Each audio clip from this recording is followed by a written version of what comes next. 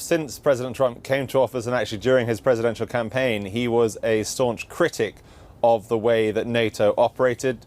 In his view, the United States contributed more financing towards the alliance than some of the other member states, and that they needed to step up their spending levels in order to make it feel, at least to him, like the US wasn't having to carry water for them.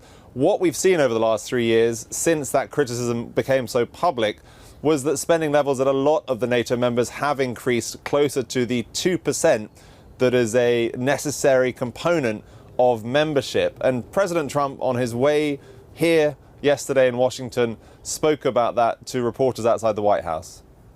It has not been a fair situation for us because we pay far too much. As you know, Secretary Stoltenberg said that we were responsible. I was responsible for getting over $130 billion extra from other countries that we protect that weren't paying. They were delinquent.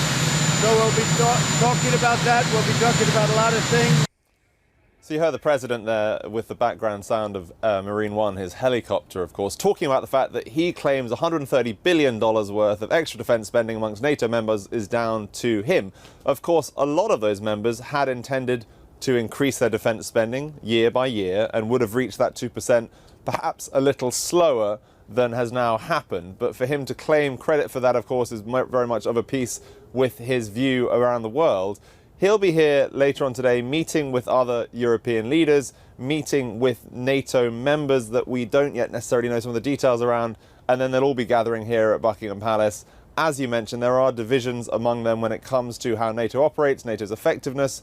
We've heard President Macron not so long ago describe it as a brain-dead organization. So it will be very interesting to see how these leaders publicly address the spending changes amongst some of them and the future viability of this alliance. There was a great quote from Susan Rice, Obama's former national security advisor, overnight to the Guardian newspaper. She said she didn't think that the US would necessarily withdraw from NATO. She didn't see that it necessarily would collapse anytime soon, but she did anticipate what she called death by 1,000 cuts. Hi, I'm Joanna Bersecci, and thank you for watching. You can check out more of our videos by clicking on the boxes on the screen.